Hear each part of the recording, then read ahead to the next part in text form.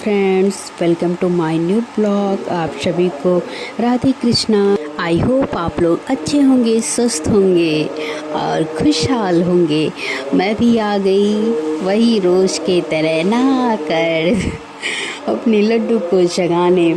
मैंने सबसे पहले अपने लड्डू को जगाया, उसके बाद उनके कपड़ों को निकाल कर उन्हें स्नान कराया। स्नान कराने के बाद मैं उनके शरीर को टॉवेल से पोंछ दूंगी। बाद लड्डू को कपड़े पहना कर उनके गले में बैजंती माला, तुलसी माला पहना कर, चंदन माथे पे लगा कर सिर पे उनके मुकुट में सवार दूंगी। फिर सिंहासन पे बैठा दूंगी अपने लड्डू को। उसके बाद मैं लड्डू के श्रृंगार को उनको दर्पण में दिखाऊंगी। मैं लड्डू की पूजा अर्चना करूंगी, फिर उनके चरणों को स्पर्श करूंगी। स्पर्श करने के बाद मैं चली जाऊंगी लड्डू के भोग को लाने। लड्डू के भोग को लाकर मैं लड्डू को अपने खिलाऊंगी और पानी भी पिला दूंगी। फिर मैं खुद चली जाऊंगी वही पुराना घिसा पिटा पानी पीने और चाय पीने। चाय के साथ मैंने नाश्ता भी लिया है, पूरी सब्जी। नाश्ता करने के बाद फिर कुछ देर बाद खाना भी बन चुका था और मैं आ गई अपने लड्डू को खाना खिलाने।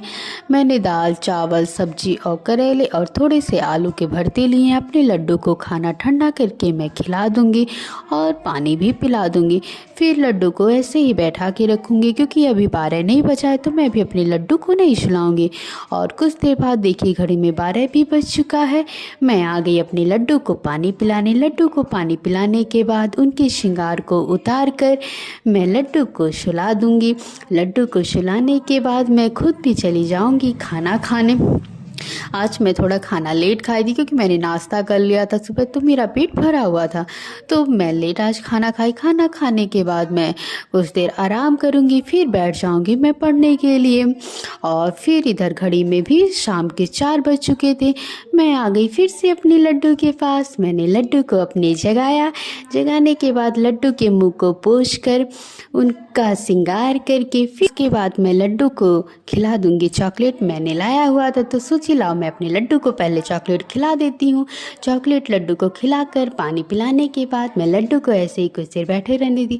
फिर मैं थोड़ा चली जाती हूँ बनाने, क्योंकि मैंने बहुत दिन से रील्स नहीं बनाया हुआ था, तो मैं सोची आज मैं रील्स बना लेती हूँ। देखिए बाबू को मेरे पूजे वाले तख्त पे बैठ के कैसे सिंदूर चंदन सब मिला रहा है और अपने कपड़े पे भी कितना ज़्यादा गिरा लिया है। और देखिए फिर टीका भी लगा रहा है।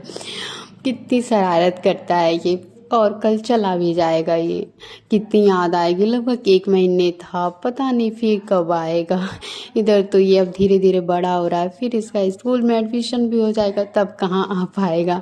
पर इसके जाने से घर में बहुत शांति आ जाएगी, क्योंकि दिन भर कुछ ना कुछ खुरापात करता है।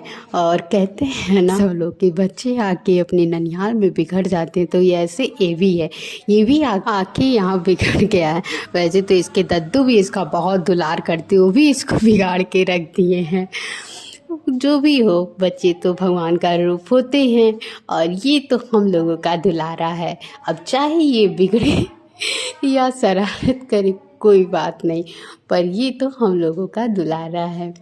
और फिर अब हो गई थी रात, मैं भी आ गई। अब आ गई दूध पिलाने। मैंने दूध को गर्म कर लिया, उसके बाद थोड़ा ठंडा करके मैंने लड्डू को पिला दिया और उनके श्रृंगार को उतार कर पानी पिलाकर मैं लड्डू को सुला दूंगी। अब आप सभी अगर मेरा ये ब्लॉग अच्छा लगा हो तो प्लीज़ लाइक, सब्सक्राइब, शेयर और कमेंट करना मत भूलिएगा।